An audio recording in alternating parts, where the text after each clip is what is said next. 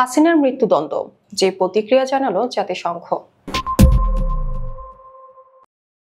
ক্ষমতাচ্যুত প্রধানমন্ত্রী শেখ হাসিনা ও সাবেক স্বরাষ্ট্রমন্ত্রী আসাদুজ্জামান খান কামালের বিরুদ্ধে আন্তর্জাতিক অপরাধ ট্রাইব্যুনালের ঘোষিত মৃত্যুদণ্ডের রায় নিয়ে গভীর প্রতিক্রিয়া জানিয়েছে জাতিসংঘের মানবাধিকার বিষয়ক হাই কমিশনারের দপ্তর।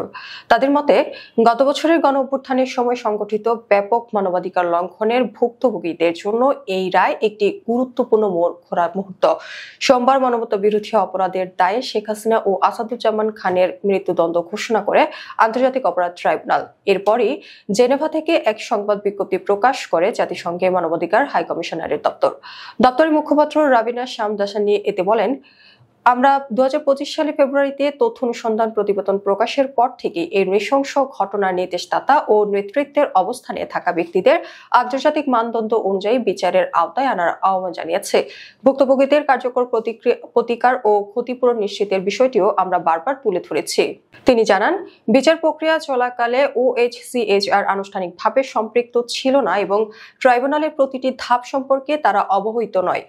সেই কারণে সংস্থাটি শুরু থেকে জোর দিয়ে বলেছে, আন্তর্জাতিক অপরাধের মতো গুরুতর অভিযোগের বিচার অবশ্যই আন্তর্জাতিক মানবাধিকার আইনের মানদণ্ড পূরণ করে হতে হবে, যেন এতে কোনো প্রশ্ন না ওঠে। বিচার প্রক্রিয়া স্বচ্ছ না হলে দীর্ঘমেয়াদে ন্যায় বিচারের প্রতি আস্থা ক্ষুণ্ণ হয় বলেও সংস্থাটি মনে করে। বিজ্ঞপ্তিতে আরো বলা হয়, গত বছরের গণঅভ্যুত্থানের সময় নির্বিচারে হত্যা, গুম, গুরুতর নির্যাতন, নির্বিচারে আটক এবং সুরক্ষা বাহিনীর ব্যাপক সহিংসতা সহ অসংখ্য অপরাধের শিকার পরিবার এখন ন্যায় বিচারের অপেক্ষায়। তাই এই রায় ভুক্তভোগীদের কাছে এক ধরনের স্বীকৃতি ও আশার সঞ্চার করেছে। আন্তর্জাতিক সম্প্রদায়ের পক্ষ থেকেও এমন নৃশংসতা যেন পুনরায় না ঘটে সে বিষয়ে দায়ীদের জবাবদিহির আওতায় আনার ওপর জোর দেওয়া হচ্ছে। এদিকে জাতিসংঘের মানবাধিকার বিষয়ক হাই কমিশনার ফলকার তুর্ক আশাবাদ ব্যক্ত করে বলেন, বাংলাদেশের সত্য উদ্ঘাটন, ন্যায় বিচার, ক্ষতিপূরণ এবং পুনর্মিলনের একটি সমন্বিত প্রক্রিয়ার মধ্য দিয়ে জাতীয় ঐক্য ও ক্ষত কাটিয়ে উঠতে সক্ষম হবে। দীর্ঘমেয়াদে স্থিতিশীলতা ও টেকসই শান্তির জন্য এটি অপরিহার্য। তিনি জোর দিয়ে আরো বলেন, এই প্রক্রিয়ায় নিরাপত্তা খাতের রূপান্তরমূলক সংস্কার অত্যন্ত জরুরি।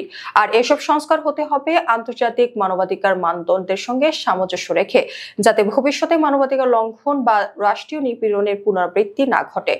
তুর্ক জানান, বাংলাদেশের জনগণ ও সরকারের পাশে থেকে এই জবাবদিহির প্রক্রিয়াকে সফল করতে OHCHR প্রস্তুত রয়েছে।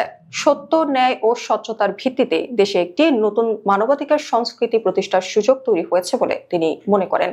আন্তর্জাতিক মহলের দৃষ্টিও এখন বাংলাদেশের দিকে। এই রায় দেশটিকে কোন পথে এগিয়ে নিয়ে যায় তা দেখার অপেক্ষায়।